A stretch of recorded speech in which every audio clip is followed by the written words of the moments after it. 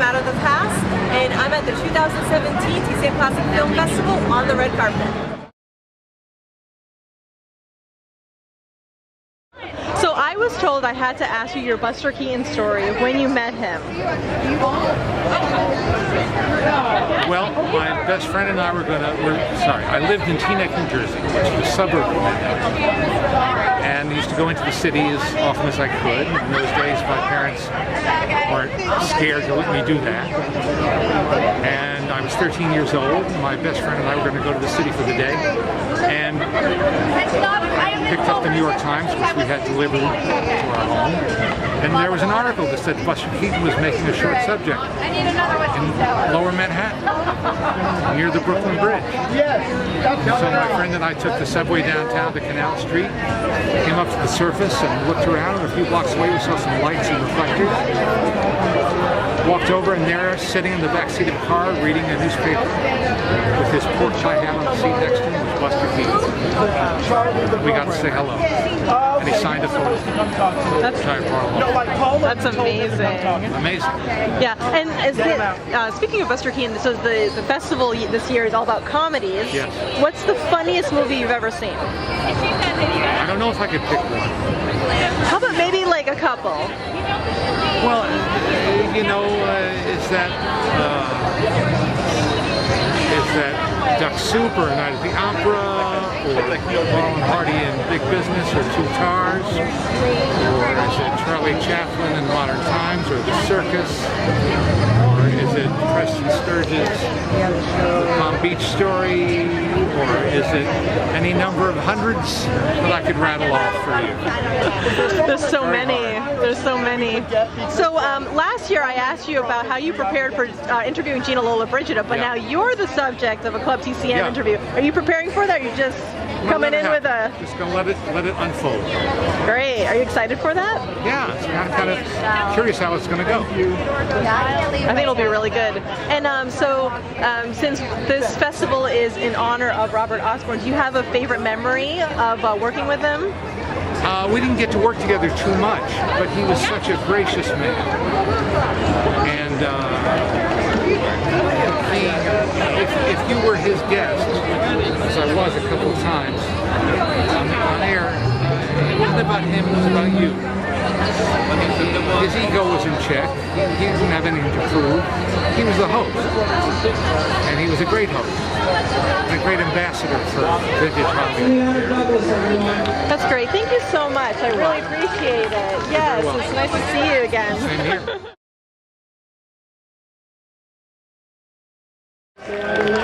Can I ask you, I know that you fought very hard to get that part of Stavros in the film. How did you convince Elia Kazan to get the role? Well, I tried for the role, and you know, eventually I got the part. It wasn't easy, but I did get the part.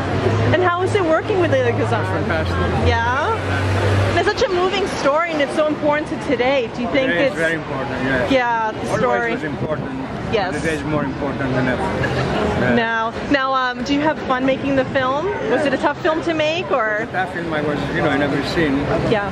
But it was good. I was happy with it. Yeah. It's a wonderful movie. I cried when I watched this. Very wonderful. It was great to meet you. Thank you so much.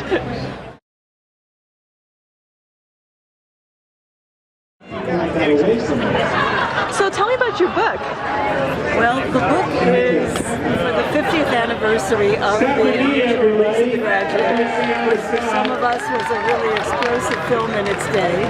And part of what's interesting about The Graduate is that it was never intended to be. It was supposed to be a small, amusing, romantic comedy, and it's had a fantastic life of its own. I think partly because it came out in an era where a lot of things were happening, a lot of social values were changing, and something of the nature of that project is that everybody seemed to be able to find something that they identified with, whether they were worried about sex, whether they were worried about parents, whether they were worried about what to do after they graduated.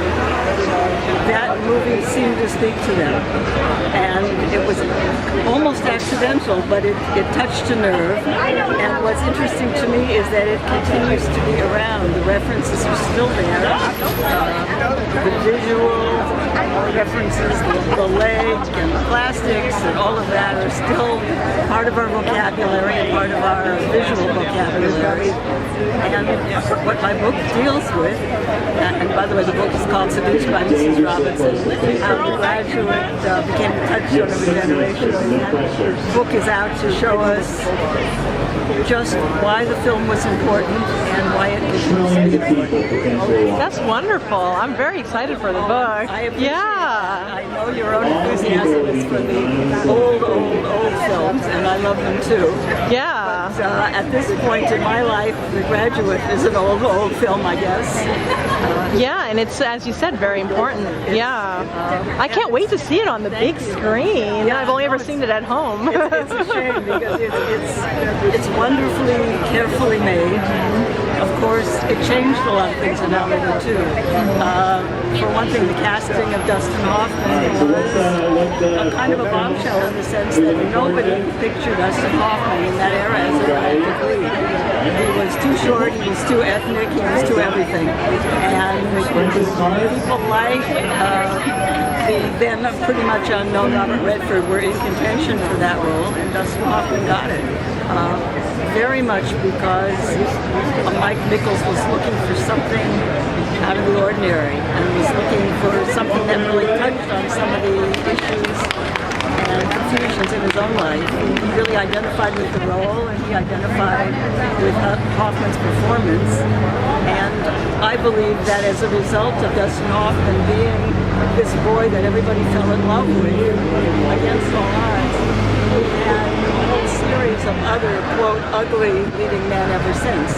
Because when people first were writing about Dustin Hoffman before the movie opened, for instance, Life magazine, there were headlines that said, "A swarthy Pinocchio makes a wooden roll real," and it couldn't stop talking about how ugly this guy was. I don't personally find him ugly, but I think it's a changing of tastes and a realization that there's something more than Robert Redford that one can be and be lovable. Yeah, he wasn't traditionally handsome, No, he but wasn't. still, it's so Yeah. awesome to watch him on screen like that. Yeah. And I think we all kind of felt we knew what he was going through. And what's interesting is this was an era where an awful lot was happening, including the ratcheting up of the Vietnam War. This movie is not about that. It's not there at all. And yet, the movies that tried to be contemporary are gone. I mean, we don't watch movies like that anymore. The ones about the war and the rebellion against it. But we do watch The Graduate because I think that idea of turning against where you came from and who spawned you, that's kind of universal. Yeah, it's timeless. It's a timeless, concept. Well, thank you so much. I appreciate it. it's a pleasure. Yeah. I watched Bright Lights, wonderful documentary, and I know that it started just to be about Debbie Reynolds, your mom, but then it included your sister. Now, how did that progression happen? Well, Carrie originally thought my mom, is thinking about retiring, and let's do a legacy piece on my mom. I said she'll hate that because my mother's a humble person, didn't like paying a lot of attention to her, and she hardly felt that anybody should give her tribute for anything, which nobody can understand except her. The rest of us are like.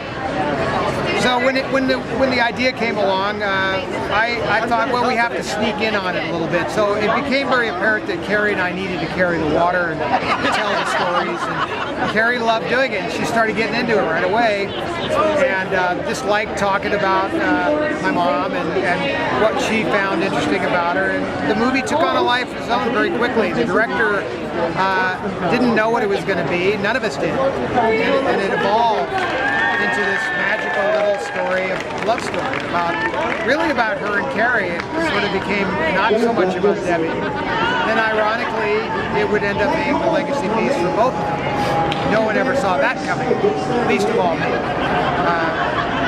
So we did it. I wonder, you wonder, had you not done it, you couldn't have ever gone back and done a good job like that. So it was kind of magical in that respect. now that you look back on it, you could never create that after you're gone. So I guess we got left an amazing gift. Yeah, and did they watch it? And did they enjoy it? They felt that my mother initially didn't understand it, and then she started to understand the significance of it. My mother was always for helping other people and inspiring people, and when she realized that that's what this was, then it was okay. At first, so I was watching a documentary, and I won't name names, but it was a documentary on another star, and it was a true puff piece on them. And they said, "What did you think?" I said, "Oh, I thought it was fantastic." I said, "It's just a good thing I didn't make that one about my mom. I'd be in big trouble." And they're like, "Why?" I said, "Because she'd never tolerate that kind of pat on the back. You know, she didn't like that kind of stuff." So, needless to say, this one didn't really pat her on the back, but it talked about other great things in her life and why she did some of the things she did. So it's a very brutal, stark, honest look, at how they operate. It's honest. It's a wonderful documentary. One of my favorite parts of it is when you show that wall where you have the posters of your mother's movies and the progression. How did you arrange that, and what was your inspiration? Well, I have a big collection of memorabilia, including posters, and I never knew what to do with all my mom's posters. And when I bought this house, I had room to put them out, and I started thinking, so I put some out, just random. Then I realized, I said, oh, well, I should actually put this one first because that's older, and then I started arranging them by chronology. And then I started thinking, well, if I'm going to do that, maybe I should arrange it by chronology and story. And in Bright Lights, I actually talk about another little movie that is not in there. It's called Around the World in 80 Days. I was named after a guy named Mike Todd, who was married to Elizabeth Taylor, and my dad and he were best friends. And that poster's in the middle of all that, by the way. So you can there's no end to the stories that could be connected by movie posters. I guess everybody can do that, right? Hello, Mr. Cavett. I'm What do you Raquel. want? I'm a big fan of yours. Well, my president told me to hate the press, and so Do you think Gore Vidal would have a field day with Trump if he was still alive? Gore Vidal? Do you think he would have a field day? I'm so sad that Gore missed all that. Wouldn't that have been wonderful? They would have had the best time since Richard Nixon. Was his name you don't often use with best time. Yeah. Now, one of my favorite interviews that you did was with Robert Mitchum. Was he a tough interview? With? Robert Mitchum. Oh, Mitchum, I'm sorry. Yes. A bus accelerated just Oh, because he made Ryan's I like daughter. Mitchell more than anybody I've ever met, I think, in so many ways. He's just a brilliant man. You couldn't name anything he hadn't read. He composed music. He was everything that people would be surprised to find from his tough guy role. And if you talk to Holly Berg about the near last scene in Cape Fear, she said when he came across that boat, I knew I was going and I was going to be killed. Just a genius actor. Typical of Hollywood, never to have awarded it. He's my favorite actor. The stunning list of people who never won an Oscar is as good as the list of people who did. No, it's true. Hollywood has a lot to be sorry for. Oh, but I don't want to be an ungrateful host, do I? I've read both Brief Encounters and Talk Show. I love them both. Oh yeah. There's some wonderful stories, and you're presenting Way Out Oh, West. you're talking about my books? Yes, of course. How modest of me not to recognize the titles. What were they again? Talk Show and Brief Encounters. Yeah, they are good. I read them both recently. To my amazement, I couldn't have told you who wrote some of the stuff.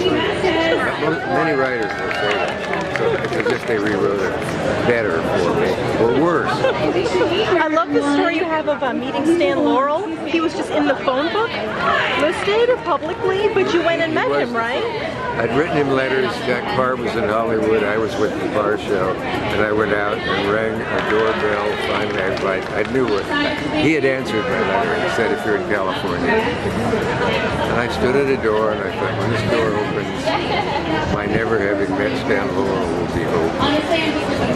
Lovely, nice man, white shirt, tie, no jacket. Very well spoken, certainly not the man in the room. Although he did have that one speech characteristic that said, well, that certainly is nice to meet you. It's called a bilateral sibilance for your sibilance fans. Oh, wonderful. And you were good friends with Groucho Marx, correct? Yes, Worked with him a that lot? to me still seems like a dream sentence. Well, so nice to meet you. You too. It's an honor. I'm not the It's an ogre honor. I've been told you are. What was that? I'm not the terrible person you've been told. Oh no, I know you're a nice guy. Thank you so much. I appreciate it.